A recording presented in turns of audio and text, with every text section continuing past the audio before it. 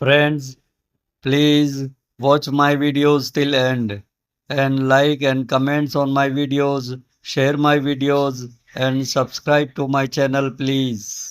क्या तुम जानते हो दुनिया में एक ऐसी घंटी है जो 202 टन की है, दुनिया की सबसे बड़ी, और उसने आज तक एक भी आवाज नहीं निकाली, एक भी नहीं। एक ऐसी तलवार है जो 800 साल पहले बनी थी और उसे आज की टेक्नोलॉजी भी नहीं बना सकती। एक ऐसा किला है जिसे एक अकेले आदमी ने बनाया 1100 टन के पत्थरों से रात के अंधेरे में, सिर्फ इसलिए क्योंकि उसकी शादी एक रात पहले टूट गई थी। और एक ऐसी तलवार है जो एक पत्थर में धंसी है 12वीं सदी से आज तक। ये साइंस फिक्शन नहीं है, ये हिस्ट्री है, और हिस्ट्री वो नहीं बताती जो तुम सोचते हो। आज मैं तुम्हें 7 ऐसी रहस्यमयी चीजों की बातें बताऊंगा जो एग्जिस्ट करती हैं, जो रियल है, लेकिन जिनका कोई जवाब नहीं है। तो चलिए शुरू करते हैं।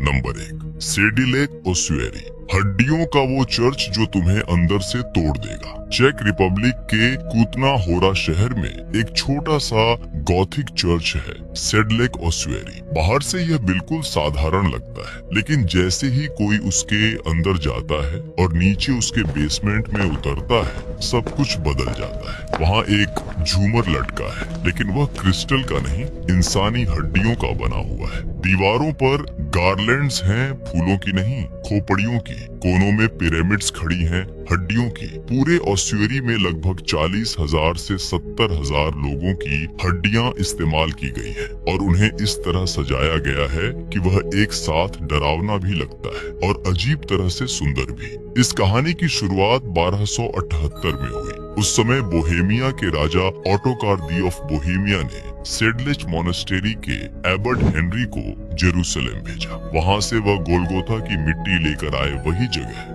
जहाँ जीसस क्राइस्ट को सूली पर चढ़ाया गया था। उस पवित्र मिट्टी को सेडलेच के सेमेटेरी में बिखेर दिया गया। बस इतनी सी बात ने पूरे यूरोप में खबर फैला दी। लोग मानने लगे कि अगर उन्हें उस पवित्र मिट्टी में दफनाया जाए तो उनकी आत्मा को शांति मिलेगी। अमीर लोग, नोबल फैमिलीज और दूर दूर से लोग सेडलिक आने लगे मरने के बाद यहीं दफन होने के लिए। फिर 14वीं सदी में आई भयानक महामारी ब्लैक डेथ। सिर्फ प्लेग से ही करीब 30,000 लोगों को उसी सेमेट्री में दफनाया गया। बाद में हसाइड वॉर्स के दौरान लगभग 10,000 और लोग मारे गए। कब्रिस्तान जल्दी ही भर गया। नई कब्रों के लिए जगह बनाने के लिए पुरानी कब्रों से हड्डियां निकालकर एक जगह जमा की जाने लगी। लगभग 1400 के आसपास वहां एक गोथिक चर्च बनाया गया और उसके नीचे ओस्वेरी बनाया गया, जहां उन हड्डियों को रखा जाने लगा जो खुदाई में निकलती थी। कहा जाता है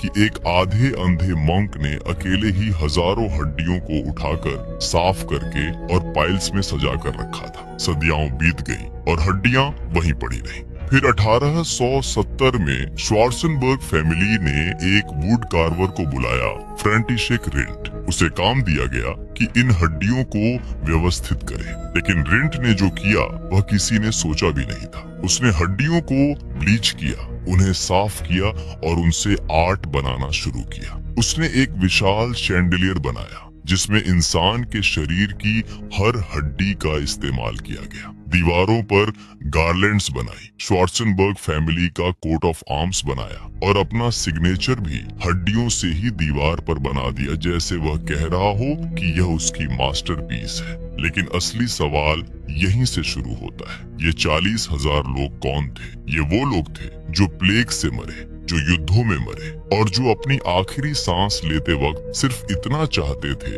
कि उन्हें उस पवित्र जमीन में दफनाया जाए। उन्होंने सोचा होगा कि वे शांति से हमेशा के लिए सोएंगे, लेकिन आज उनकी हड्डियां एक शैंडेलियर है, एक कोट ऑफ आर्म्स है और एक टूरिस्ट अट्रैक्शन है जहां हर साल लाखों लोग आते हैं, तस्वीरें लेते हैं और चले जाते हैं। तो सवाल उठता है, क्या यह उनके साथ बेइज्जती है या फिर यह उन्हें हमेशा के लिए याद रखने का एक तरीका है? क्या यह कला है या हॉरर? शायद दोनों। क्योंकि जब कोई उस चैंडेलियर के नीचे खड़ा होकर ऊपर देखता है तो उसे अचानक एहसास होता है कि ये हड्डियां कभी किसी इंसान की थीं, किसी माँ की, किसी पिता की, किसी बच्चे की।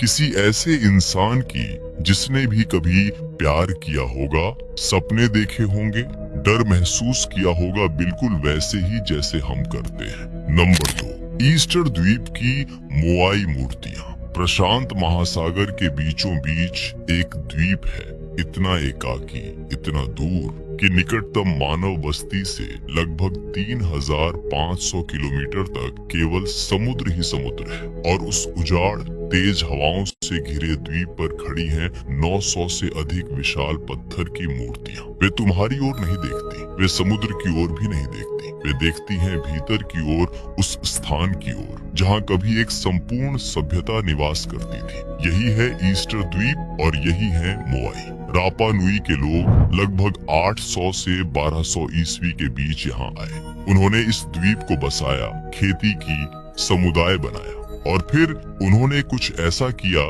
जिसे आज तक विज्ञान पूरी तरह समझा नहीं पाया है। उन्होंने इन महाकाय पत्थर की मूर्तियों का निर्माण किया, कुछ 21 फुट ऊंची, कुछ का भार 80 टन तक। ये मोआई उनके मृत प्रमुखों के प्रतीक थे। उनका विश्वास था कि उनके पूर्वजों की आत्मिक शक्ति माना इन मूर्तियों में निवास करती है और वही शक्ति उनकी बस्ती की रक्षा करती है। इसलिए ये मूर्तियां अपने लोगों की ओर मुख किए खड़ी हैं। वे प्रहरी हैं, पत्थर में बंद, शाश्वत। पर रहस्य यह है कि इन्हें स्थानांतरित कैसे किया गया। रानो राराकू ज्वालामुखी से इनका पत्थर काटा जाता था और आज भी वहाँ कुछ अधूरी मोआई पड़ी है, मानो किसी ने अचानक काम बीच में ही छोड़ दिया हो, किसी आपात स्थिति में, किसी भय में। कुछ मूर्तियां कई मील दूर तक पहुंचाई गई बिना पहियों के, बिना किसी आधुनिक यंत्र के। कैसे?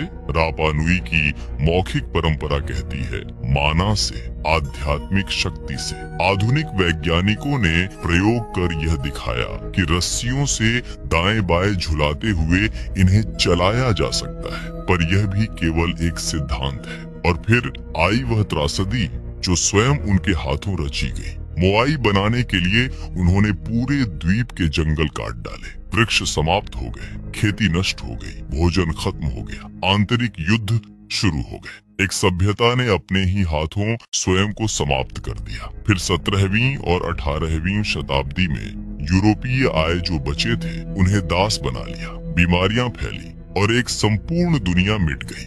आज जो मोआई खड़ी हैं, वे केवल पत्थर नहीं हैं, वे उस सभ्यता की अंतिम साक्षी हैं जो अपने ही महत्वाकांक्षा का शिकार बन गई। वे आज भी मौन खड़ी हैं, अपने उन लोगों की ओर देखती हुई जो अब इस संसार में नहीं है। Number 3, coral castle. कुछ प्रेम कहानियां ऐसी होती हैं जो पुस्तकों में नहीं लिखी जाती, जो संगमरमर में नहीं उकेरी जाती, जो कविता में नहीं मिलती। वे पत्थर में लिखी जाती हैं 1100 टन पत्थर में। फ्लोरिडा के होमस्टेड में एक स्थान है कोरल कैसल और इसे एक अकेले व्यक्ति ने बनाया। 5 फुट लंबा, लगभग 45 किलोग्राम वजन वाला, बिना किसी सहायता के, रात के अंधेरे में, 28 वर्षों तक। उसका नाम था एडवर्ड लीड्स कैलनिन। 1887 में लातविया में जन्मे एडवर्ड को एक लड़की से प्रेम हो गया था, एग्नेस स्कूप्स्ट। वह उन्हें स्वीट 16 कहते थे क्योंकि वह उनसे 10 वर्ष छोटी थी। दोनों का विवाह निश्चित हो गया, घर सजाया गया,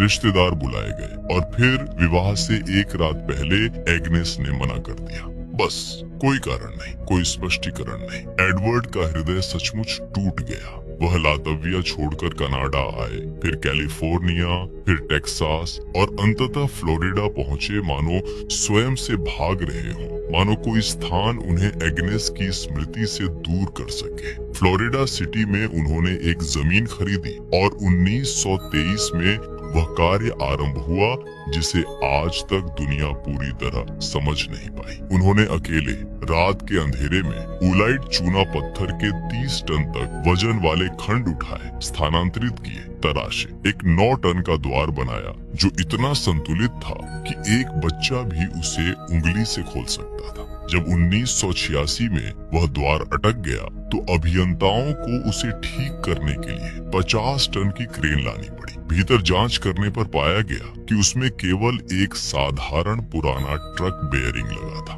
एडवर्ड ने उसे बिना किसी आधुनिक उपकरण के पूर्णतः केंद्र में स्थापित किया था। उन्होंने एग्नेस के लिए हृदय आकृति की एक मेज बनाई, एक कुर्सी जहां वह बैठ सके, एक शयन कक्ष, एक दूरबीन जो ध्रुव तारे का अनुसरण करती थी और एक धूप घड़ी जो सटीक समय बताती थी। एग्नेस कभी नहीं आई। लोग एडवर्ड से पूछते, तुमने ये कैसे किया? वह बस मुस्कुरा देते और कहते, मैं उन लोगों के रहस्यों को समझता हूँ जिन्होंने पिरामिड बनाए। इससे अधिक उन्होंने कभी कुछ नहीं कहा। 1951 में एक सुबह उन्होंने द्वार पर एक पर्ची लगाई, अस्पताल जा रहा हूँ। वह अकेले बस से गए। 28 दिन बाद गुर्दा विफलता से उनका निधन हो गया। अकेले। उनके होठों पर एग्नेस का नाम था, पर किसी ने नहीं सुना। आज कोरल कैसल एक संग्रहालय है। लोग आते हैं, तस्वीरें लेते हैं और लौट जाते हैं, लेकिन जो लोग रात में वहाँ खड़े होते हैं वे महसूस करते हैं उन पत्थरों में एक गर्माहट है, एक पीड़ा है, एक प्रेम है जो 1100 टन पत्थर में जमकर अमर हो गया है। नंबर 4, तिसर बेल।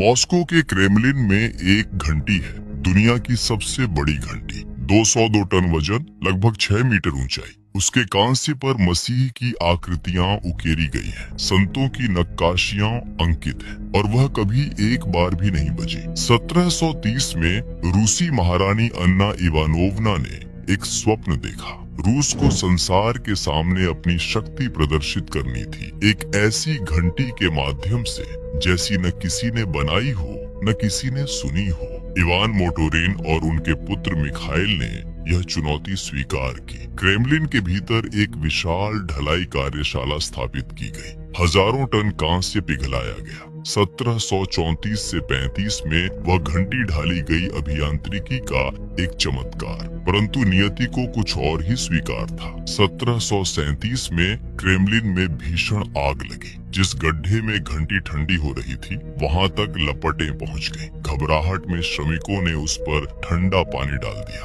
तप्त कांस्य पर ठंडा जल और घंटी 11 स्थानों से फट गई। लगभग 11 टन वजन का एक विशाल टुकड़ा टूटकर गिर पड़ा। वह टुकड़ा आज भी उसके पास ही रखा है। लगभग 100 वर्षों तक वह उसी गड्ढे में पड़ी रही। 1836 में उसे बाहर निकाला गया और एक मंच पर स्थापित कर दिया गया, जहां वह आज भी स्थित है मौन। वह कभी नहीं बजी और अब कभी बजेगी भी नहीं। दुनिया की सबसे विशाल घंटी जिसने कभी एक भी ध्वनि उत्पन्न नहीं की। यही उसका सबसे बड़ा रहस्य है और उसकी सबसे बड़ी त्रासदी। नंबर 5, उल्फ बेरहट तलवारें। 9वीं शताब्दी, उत्तरी यूरोप। एक वाइकिंग योद्धा युद्ध भूमि में उतरता है। उसके हाथ में एक तलवार है और उस तलवार पर एक नाम अंकित है, +VLFBERH+T। शत्रु उसे देखता है और भयभीत हो जाता है, क्योंकि उल्फ बेरहट केवल एक तलवार नहीं थी, वह मानो मृत्यु का फरमान थी। 1000 वर्ष बाद जब वैज्ञानिकों ने इन तलवारों की जांच की तो वे चकित रह गए। इनमें क्रूसिबल इस्पात प्रयुक्त था, ऐसी धातु जिसे बनाने के लिए धातु को 1600 डिग्री सेल्सियस से अधिक तापमान पर गर्म करना पड़ता है। यह तकनीक यूरोप में औद्योगिक क्रांति तक नहीं पहुंची थी, अर्थात लगभग 800 वर्ष बाद। तो फिर 9वीं शताब्दी के वाइकिंग्स के पास यह कैसे पहुंची? अब तक 167 उल्फ बेरहट तलवारें प्राप्त हुई हैं। उनमें से 134 असली मानी जाती हैं, वास्तविक क्रूसिबल इस्पात से बनी हुई, और 33 नकली हैं उसी काल के वे कारीगर जो उल्फ बेरहट नाम का लाभ उठाना चाहते थे। सोचिए, उस युग में भी नाम की नकल की जाती थी। एक सिद्धांत वोल्गा वाइकिंग्स का है। वे वाइकिंग्स जो वोल्गा नदी के मार्ग से मध्य एशिया तक जाते थे। भारत और फारस में क्रूसिबल इस्पात बनता था। संभव है कि उन्होंने वहां से इस्पात आयात किया हो या उस रहस्य को सीख लिया हो। लगभग 200 वर्षों तक यह तकनीक उनके पास रही। फिर लगभग 1000 ईस्वी के आसपास वह व्यापार मार्ग बंद हो गया, शायद युद्धों के कारण, शायद राजनीतिक परिवर्तनों के कारण, और उल्फ बेरहट तलवारें इतिहास से लुप्त हो गईं। मानो किसी ने अचानक एक स्विच बंद कर दिया हो। युद्ध भूमि में जो योद्धा उल्फ बेरहट लेकर उतरता था वह लगभग अजेय माना जाता था। उसकी तलवार हल्की थी, उसकी धार अधिक तीक्ष्ण थी और जब वह शत्रु की तलवार से टकराती तो प्रायः शत्रु की तलवार टूट जाती, उसकी अपनी नहीं। पर सबसे बड़ा रहस्य यही है, उल्फ बेरहट कौन था? एक अकेला शस्त्रकार, कोई गुप्त संघ, कोई मठ? उनका नाम केवल तलवारों पर अंकित है, इतिहास के अभिलेखों में कहीं नहीं। वे आए, उन्होंने अपने समय से कहीं आगे की एक तकनीक दी और फिर बिना कोई स्पष्ट चिन्ह छोड़े अदृश्य हो गए। नंबर 6, ओल्मेक विशाल शिलामस्तक। एज़टेक से पहले, माया से भी पहले अमेरिका की सबसे प्राचीन महान सभ्यता थी ओल्मेक, और उन्होंने जो पीछे छोड़ा वह आज भी इतिहासकारों को रातों में जागने पर मजबूर कर देता है। मेक्सिको के घने जंगलों में वेराक्रूज और तबास्को राज्यों में 17 विशाल पत्थर के सिर प्राप्त हुए हैं। प्रत्येक अद्वितीय, प्रत्येक का चेहरा अलग, प्रत्येक का शिरस्त्राण अलग। सबसे बड़े का वजन लगभग 40 टन और ऊंचाई 3.4 मीटर है और ये लगभग 3000 वर्ष पुराने हैं, लगभग 900 ईसा पूर्व के। जिस बेसाल्ट पत्थर से इन्हें तराशा गया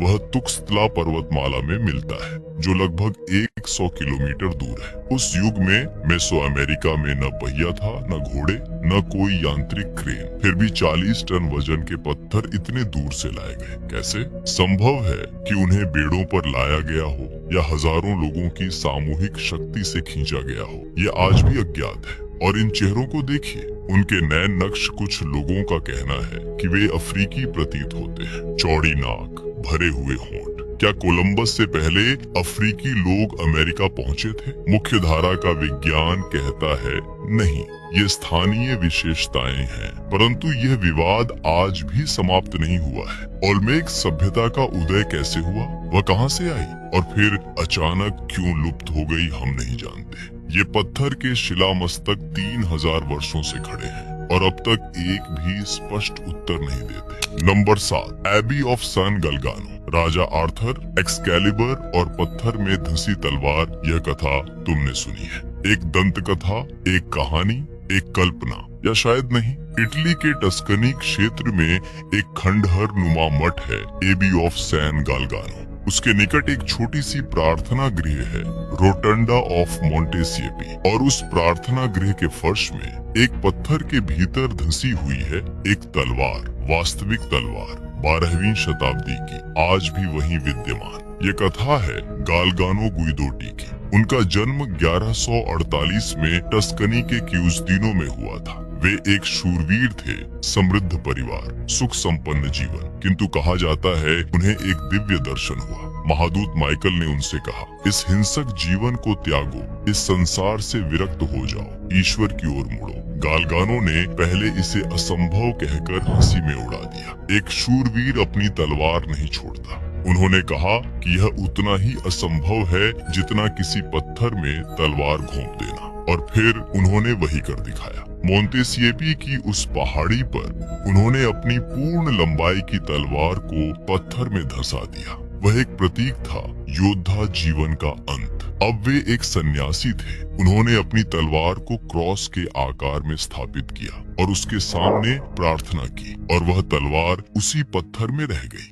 2001 में इतालवी वैज्ञानिकों ने उस तलवार का वैज्ञानिक परीक्षण किया। परिणाम यह था कि तलवार वास्तव में 12वीं शताब्दी की है, धातु उसी काल की है, स्थान प्रामाणिक है, यह कोई छल नहीं, यह वास्तविक है। गालगानो का निधन 1181 में हुआ, मात्र 33 वर्ष की आयु में। 1185 में पोप लूसियस तृतीय ने उन्हें संत घोषित किया, असाधारण रूप से शीघ्र। उनके सम्मान में वह प्रार्थना गृह निर्मित हुआ और उसी में वह तलवार आज भी सुरक्षित है, पारदर्शी आवरण के पीछे संरक्षित। एक और तथ्य विचारणीय है, गालगानो का जन्म 1148 में हुआ। फ्रांसीसी लेखक क्रेतियान द ट्रोआ ने राजा आर्थर की कथाएं, जिनमें पत्थर में तलवार का उल्लेख है, 1170 के दशक में लिखनी आरंभ की। उसी काल में उसी क्षेत्र से जुड़े फ्रांसीसी साधु टस्कनी में उपस्थित थे। क्या यह मात्र संयोग है शायद या शायद एक्सकैलिबर की कथा किसी कल्पनाकार की रचना मात्र नहीं थी। संभव है उसने एक वास्तविक घटना सुनी हो, एक वास्तविक शूरवीर की, एक वास्तविक तलवार की, एक वास्तविक पत्थर की, और उसे दंत कथा का रूप दे दिया हो। दोस्तों, यह थी इतिहास की 7 सबसे रहस्यमय चीजें। अगर आपको ये वीडियो पसंद आया हो तो वीडियो को लाइक करें, चैनल को सब्सक्राइब करें और कमेंट में बताएं कि कौन सी चीज आपको सबसे रहस्यमय लगी। मिलते हैं अगले वीडियो में। धन्यवाद। Thank you friends for watching video till end. Please like my video, comments on my video, share it and please subscribe to my channel.